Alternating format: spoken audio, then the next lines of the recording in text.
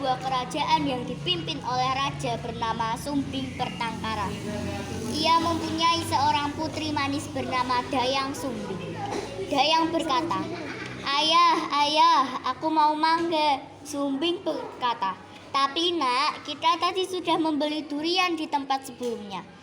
Dayang berkata lagi, "Ah, aku maunya mangga." Dayang Sumbing kecil sangat dimanja. Semua permintaannya harus selalu dituruti. Meskipun demikian raja tetap sayang kepadanya. Sumbing berkata, "Hah? Mangganya 1 kilo ya, Pak?" Penjual berkata, "Hehehe, baik Baginda Raja." Seiring berjalannya waktu, Dayang Sumbing tumbuh menjadi gadis cantik. Kecantikannya ini membuat para raja dan pangeran bertengkar untuk memperebutkan dirinya demi menghindari pertengkaran antara pangeran dan raja-raja. Dayang Sumbing akhirnya menyendiri di pondok di tepi hutan. Di pondok itu Dayang Sumbing gemar menenun.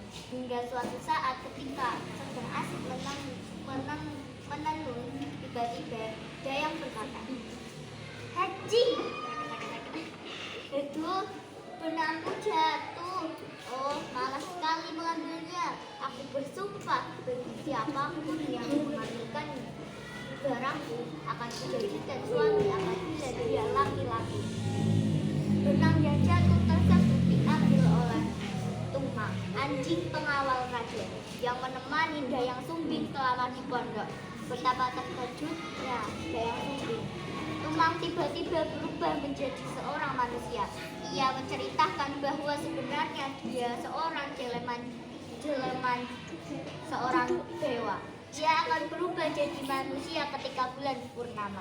Sesuai janjinya, Dayang Sumbing akhirnya menikahi Tumang. Mereka pun mempunyai anak yang diberi nama Sangkuriang. Dayang Sumbing masih merahasiakan kepada Sangkuriang kecil jika Tumang sebenarnya adalah ayahnya. Seperti kakeknya, Sangkuriang mempunyai kegemaran berburu di hutan. Ia selalu ditemani oleh Tumang ketika berburu. Sangkuriang berkata, "Deh ibu, aku berburu dulu." Dayang berkata, "Hati-hati nak." Sangkuriang berkata, "Nah Tumang, kita akan berburu rusa yang besar untuk makan malam bersama ibu." Menjelang siang, Sangkuriang belum melihat rusa seekor pun.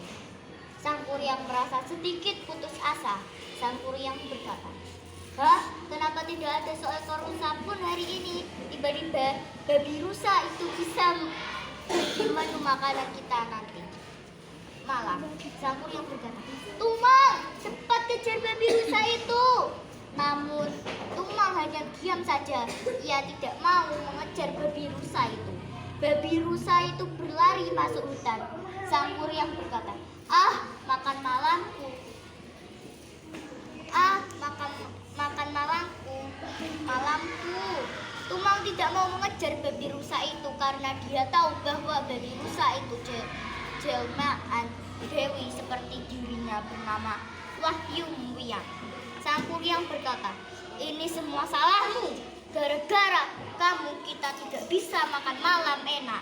Gelap mata Sangkuriang tiba-tiba mengambil anak panahnya dan dilepaskannya. Anak panah itu mengarah kepada Tumang. Sangkuriang berkata, "Maafkan aku Tumang, tapi aku sudah berjanji kepada ibu untuk membawa daging." "Ibu, aku pulang." Dayang berkata, "Kau dapat daging buruanmu. Wah, daging yang besar. Akan kumasakan untuk kita dan Tumang." "Lalu, di mana Tumang?" Sangkuriang berkata, "Maaf ibu, sebenarnya daging ini adalah Tumang." Dayang berkata, "Astaga, Sangkuriang! Tumang!" Dayang Sumbing sungguh marah mendengar penjelasan Sangkuriang. Tanpa sengaja ia memukul dahi sang kuryang. Sang kuryang berkata, "Aduh, Sang kuryang yang terdorong jatuh. Ia tidak sadarkan diri. Dayang Sumbing sendiri terlihat terkejut atas apa yang dilakukannya. Dengan berlinang air mata, ia pun keluar rumah meninggalkan sang kuryang. Peraliannya terhenti di sebuah gua. Di dalam gua, Dayang Sumbing bersemedi sang dewa menganugerahkan kecantikan yang abadi. Ia akan selalu terlihat awet muda. Sementara itu di pondok sang kuryang yang siuman dari dosanya, ketika terbangun ia tidak menemukan ibunya dimanapun. Ia pun pergi meninggalkan rumah karena kecewa kepada sang ibu yang lebih menyayangi Tumang daripada dirinya. Hingga akhirnya ia bertemu dengan seorang petapa sakti. Sang kuryang pun bergaru kepadanya. Waktu terus bergulir. Pagi menjadi siang, siang menjadi sore, dan sore menjadi malam. Sang kuryang kecil kini telah berubah menjadi sesosok pemuda yang gagah.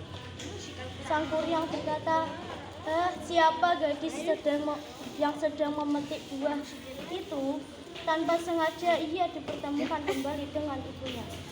Namun keduanya tak saling mengenali. Sang kuryang berkata, "Hai gadis cantik, bisakah aku membantumu?" Dayang berkata, terima kasih pemuda."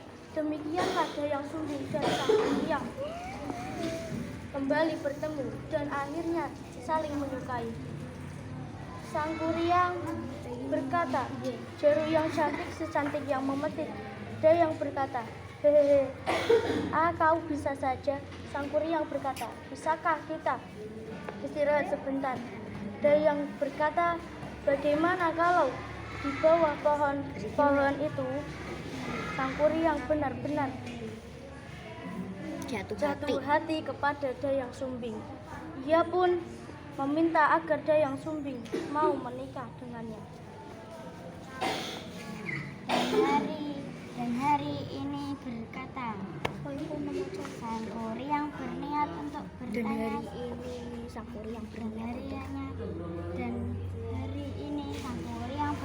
Bertanya sekali lagi, "Sang kuryang lamaanku, Dayang Sumbing bersedia menikah dengan sang kuryang."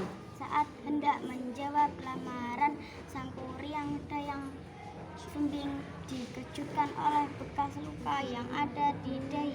"Sang kuryang tidak bisa menikah kita."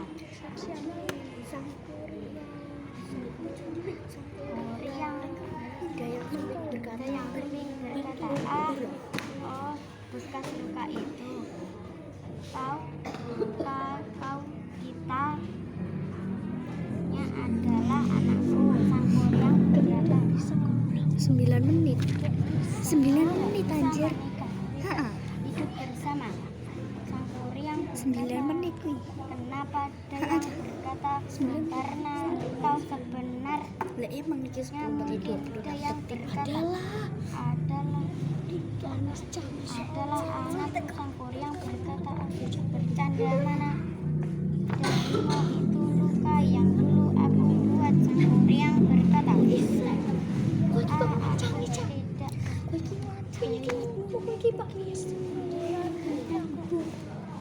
percaya bagaimana kita keras menikah dengan muda yang berkata, Kau sungguh keras kepala. Baiklah, jika kau benar-benar ingin menikahiku, aku punya 2 permintaan. Buatkan aku sebuah kapal besar dan sebuah bendungan dalam waktu 1 malam." Sang kuryang berkata, "Baiklah, aku akan mewujudkan keinginanmu." Tanpa diketahui, Dayang Sumbing sang kuryang yang sakti mampu memanggil jin untuk mewujudkan permintaan Dayang Sumbing. Dia memerintahkan para jin untuk membangun kapal dan membangun waduk malam itu juga.